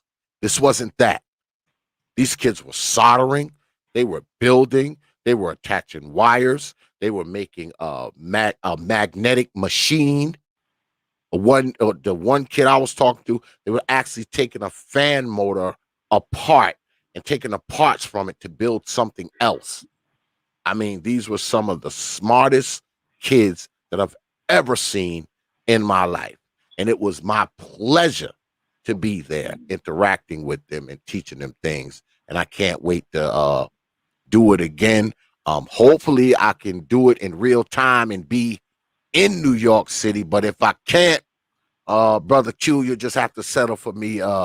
Doing something through Zoom or StreamYard or something, man. But I'm gonna try to get out there sometime this summer, and I'm gonna come through. And when I come, I'm coming through with my bag of tricks. So, I'm gonna come through probably with a couple, maybe some two-stroke engines, some two-cycle engines that I can take apart, and kind of explain the theory of how an engine works, that type of thing. If I'm here, if I do it from here, I actually be able to do it better because I can actually take a four-stroke engine. A two-cycle engine is small. I can put that in like a backpack, but I can You actually just gave me an idea on how to restructure. You just gave me an idea how to structure it next year. Hell yeah! Oh, you just gave me crazy. I can rotate the schedule with the trades. That'll make so much, because this year I was doing all. Oh, you just gave me damn, that's crazy. I just had a crazy epiphany. Oh man. So yeah, now I know how to do it. So I could rotate you. So going into next year, if I can get somebody like you or you into September, it would be like maybe 2 hours, 3 hours a week. But that's fine. That's fine. And it would be one class, and then the next, and then 3 weeks with that class, then 3 weeks for the next class, 3 weeks with another class, and then each class will be able to get that from me. Oh man. Woo. That's fine. Whenever you need me, I'm here, brother. I told you this year, man, is the year, man. Whenever you need me, you hit me up. You say, look, X, I want to do this day, that time, and it's on. I'll set up my stuff, set up the cameras and, make sure the angle's right and the lighting's right and all that kind of stuff. And we'll rock out, man. You got my numbers. All you got to do is hit me up. I'm here, man. We're going to do this thing this year. I'm looking forward to it, man. I'm looking forward to it. I am, man. I really am, man. And once again, man, I appreciate everything you're doing, brother Q. The next time I come to New York, I'm coming through. I'm coming through. I always come through when I come to New York. And once again, man, I appreciate you, man. I appreciate XYAYX. Y'all get on down there. Brother Q has put the link in the chat. If you want to go and support the brother, which I advise you do, you see the link here on the big board, and it's also in the chat. You can also go to the XYAYX website as well. You can also catch XYAYX on Facebook. If you can't get in contact with Brother Q, get in contact with me. I'll put you in contact with Brother Q. All right. Any final words, man? Before we get out of here. To shout out to the audience, everybody supporting. Appreciate everybody that's been listening. Keep in tune. Black Power. Yeah, man. Absolutely, man. Hit me up, Brother Q. We'll link up, man. We're gonna do something this summer. Yeah, let's make that happen. Absolutely, man. I'm here for you, man. Whenever you need me, you got my numbers. All right, hell yeah. Peace. Peace. Yeah. Just got off the line with my man Q Butter. Great things going on at XYAYX, man. I know I've been saying it a lot tonight, man, but XYAYX Institute is actually one of the things that have impressed me a lot about Black society over the last couple of years. Probably one of the most impressive things I've seen, as far as building Black society and whatnot. It's one of the most impressive things I've seen. Like I said, I've been there multiple times. I met with Q when he was like first starting out. I think I was one of the first people to interview him, because here at the old T.P.O.T YouTube page, we start shit at the ground. I think I was one of the first people to interview Brother Q. I'm not sure, but I think I was one of the first people to interview him early on. And back then, he started off small. Like he said, he only had a handful of students. And now, man, it's so many kids enrolled in it now, man. He's probably got to move to a bigger space eventually, and he's starting other chapters and whatnot because that's what's required. That's how much it's grown over the years. So get on down there, man, and support my brother Q Butter, man. He's doing great things. He's doing the things, I will say it again. He's doing the things that we often talk about here. Because I know here on YouTube, a lot of us think just us having a YouTube page is actually doing something for black people. Newsflash, folks, it's not. The real work goes on the ground, folks. The real work takes place in the streets, folks. And the real work takes place with the young ones, folks. These grown ass people that's already lost, a lot of them going to remain lost. That's just the truth. But those young ones, they can still be shaped. They can still be molded. They can still be taught. They can. They can be instructed, guided, counseled, trained. That's where it's at. And I know that often here on media, we say, oh man, we ain't got time for other folks' kids and also kind of stuff. And that may be true, but it's not like these kids are parentless, all right? Because the day I was there, guess what? Many a parent was coming through picking their kid up. Many a parent, all right? These ain't foster kids, that's just, from the foster home and, they need to be taught. Absolutely not. These are kids with parents. These are kids with parents. I talked to a few of them while I was there. So I'll say again, man, if you're somebody with a skill, no matter what it is, you heard what Brother Q said, especially if you like a blue collar brother or you're someone who's involved with STEM and you have a couple hours out the week, man, go ahead and hit them up, man. Hit them up. Become a volunteer. It's not all about writing a check, I'm pretty sure writing a check would be welcomed, but, he's understaffed. He needs people. All right. He needs people to, kind of help him out, teach some of these lessons, get in front of your computer, man, and teach a little something to these kids. This is something you can do from your house.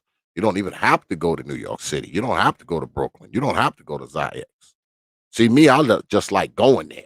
When I go to New York, I always go there. Ain't that often that I go to New York and I don't stop by XYAYX. Because like I said, I know Q Butter. All right. I know him. So, of course, I'm going to come through. X is coming through. I could fall right up in there talking shit. Because I actually know him. But, you don't have to. You don't have to go to New York City, man, to look out. You can spend a couple hours in front of your computer. The brother would appreciate it because he can use the help. He's talking about having 200 students are going to be in there probably by the end of this month. He's projecting 250. That's a lot of kids, man. Man can't do it all by himself, man. I mean, some of us need to look out, if only for a couple hours out the week. I know I am. I made that clear and apparent up here tonight that I'm going to be doing it. Should have been doing it a long time ago. I can spare a few hours, man, out of the week, man, and I got a hella schedule. But guess what? I also have a couple days that I have off. Like a Friday, for instance. Shit, I can be all day on a Friday. I don't do shit on Friday except drink beer and goddamn smoke cigars. I don't do shit on Fridays. So I could take a whole Friday, man, and do whatever he needs me to do, man. I'm here for him, man. And it would be nice to know if some of you folks, man, would be here for the brother too, man. Because this is something we can get involved with that's actually worth something. It actually means something, and it actually benefits someone. That's the crux of it. Not only does it mean something, not only is it worth something, it actually will benefit someone. I'm just saying. I mean, we talk this future black folk shit all the time. So, once again, I'll say, man, the children are it. Because we spend a lot of time focused on grown ass people. Grown ass people who ain't never gonna learn nothing. They ain't never gonna change. They stuck in their black ass ways. They ain't changing. But guess what? Those little ones, man, they can be crafted. They can be molded. They can be counseled. They can be taught to do great things. Because some of these grown-ass people who ain't worth a shit, maybe if somebody had gave them some teaching, some guidance, some instruction, some counseling, or some training, they may have not grown up to be crackheads or dope heads or in the penitentiary or sleeping underneath the train trestle. That might have not been their fate. If there was a XYAYX Institute for them to go to.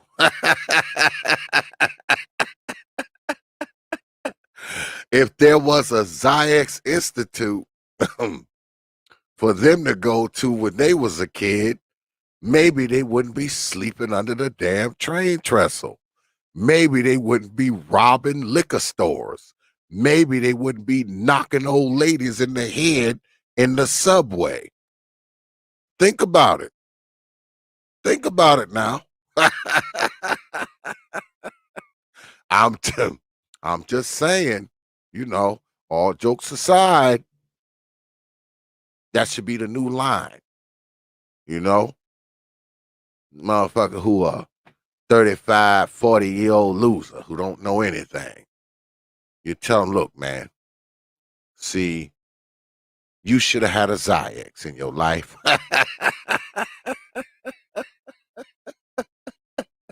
If you would have had a XYAYX in your damn life, maybe you wouldn't smoke crack.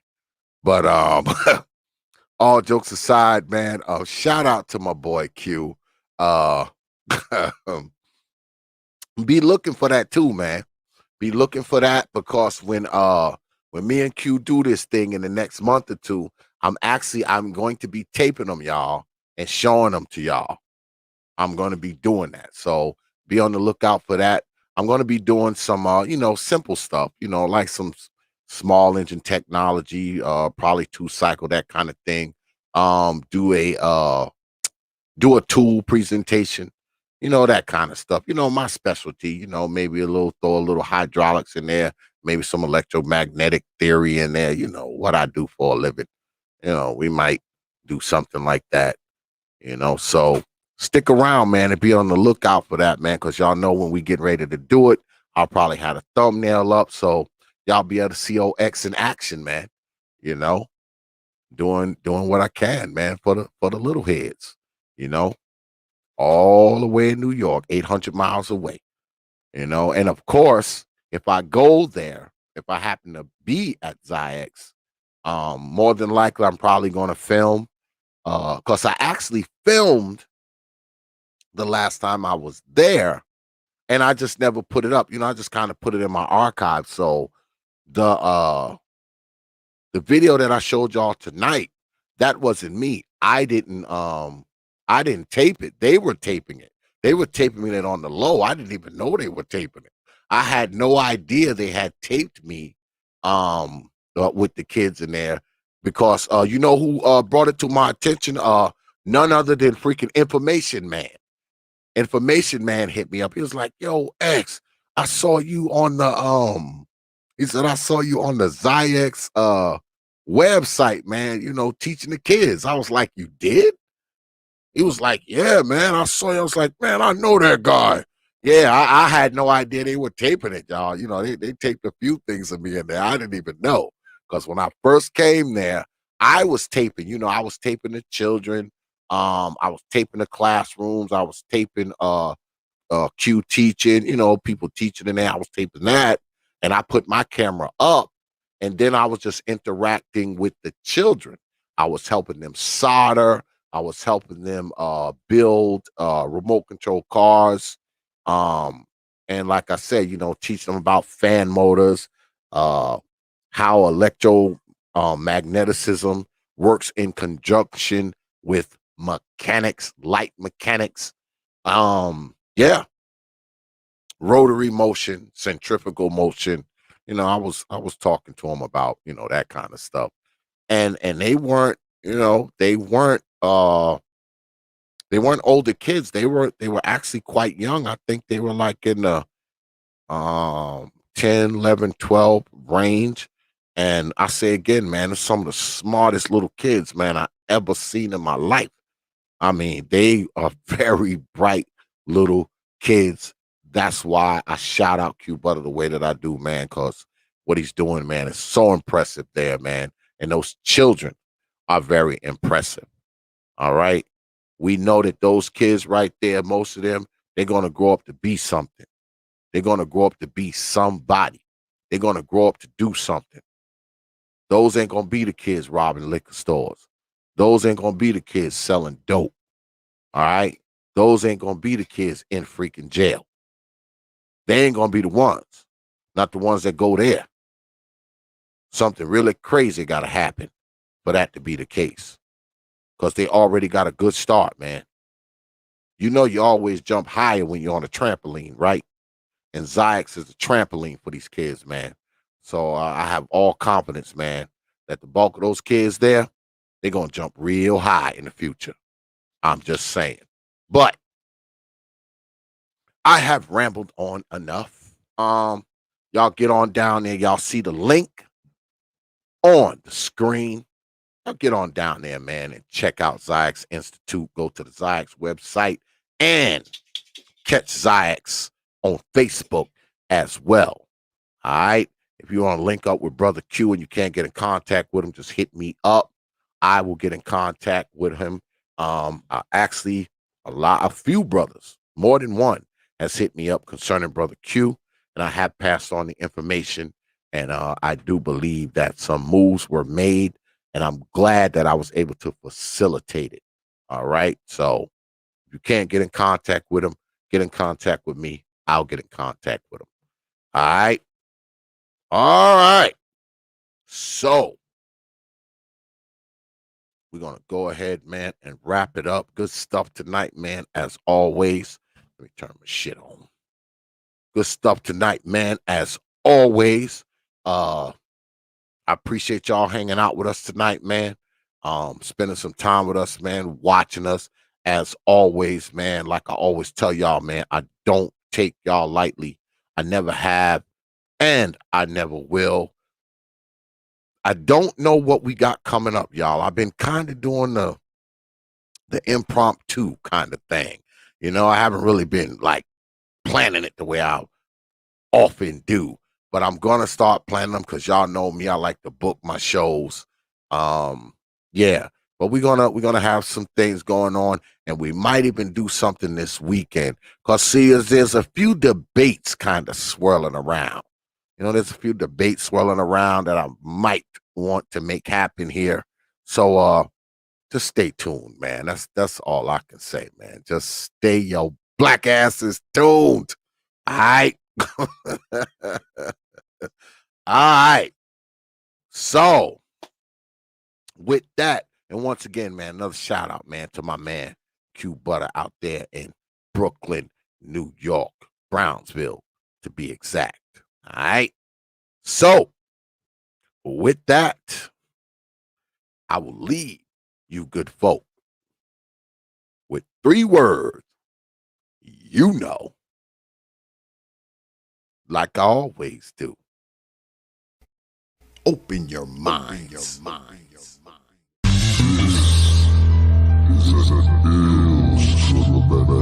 Keto on the beat. Know how to do something, just let the world know. Not everybody rocking with this weird song. Yo, ain't you on the internet, niggas? Like power. You sure, bro? I know it's you, bro.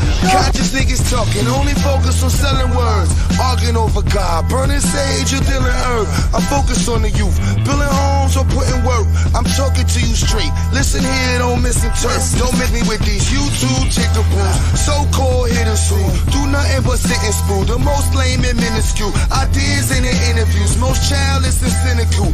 Cartoon niggas sitting looking like a Pikachu. Funny looking ass. Go on now, pick and choose. Hebrew, Nuwabi, and Moorish or some missing Jew. Avengers. Nah, here, listen to. I'm talking physics while you stuck on speaking spiritual. Like building schools from Brownsville or Bankhead. Engineering projects with no need for no bank bread. Growing food, so we got no hungry, we stay fed. Own hospitals, no dying in they beds. Listen hard, this is different shit. Pass the race cars and the picnic pitch. Pass the lane bars and the ignorant shit. This black power, focus on the business, bitch. I'm black any time of day. I'm messing with these dudes that let your mind astray. One of y'all. I'm black in every type of way. And I can give a fuck what they gotta say. Hear you. I'm black any time of day. I'm messing with these dudes that let your mind astray. I'm black in every type of way. And I can give a fuck what they gotta say. I ain't Moorish, I ain't Asiatic. Please don't distort shit. I don't co-sign none of these lame ones. Funny ass hats, always talking about claim something. Arguing over black this, black that. Black lens, black facts. When all I see is black bloods, black crips with black cats. Black scarred from black tracks. Black charged with back tag. Black barred, no cashback. Black card, who has that, brother? They either playing ball or they got ass cap. Wait, you selling souls on the cash app. Hey, you pimping minerals, crystals, and the sage. You still in religion, homie, you still inside a cage. See the bullshit, cameras show the foolishness. Fools follow movie flicks, most front but truly flick. Blow fist on some hootie shit. Start beef, call the police quick. Told sweet, so you know he bitch. What street, who he rolling with? When I speak, best believe, this the call for action. These dudes is sweet, straight weak, better off with acting. I learned the game and it's lame, I'm better off with rap. I send them flames, straight pain, and it's all with captions. Straight truth when I speak, dawg. If it ain't about black, we won't speak, y'all. I live in proof of what I speak of. Pushing straight black through the speakers. I'm black any time of day. Not messing with these dudes that let your mind astray. I'm black in every type of way, and I can give a fuck what they gotta say. I'm black any time of day. Not messing with these dudes that let your mind astray. I'm black in every type of way, and I can give a fuck what they gotta say.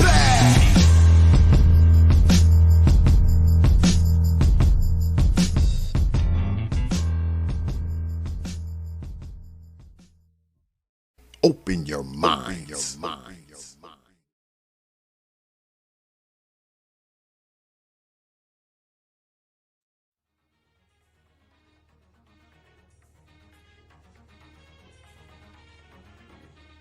Only from T.P.O.T. Media. Open your mind.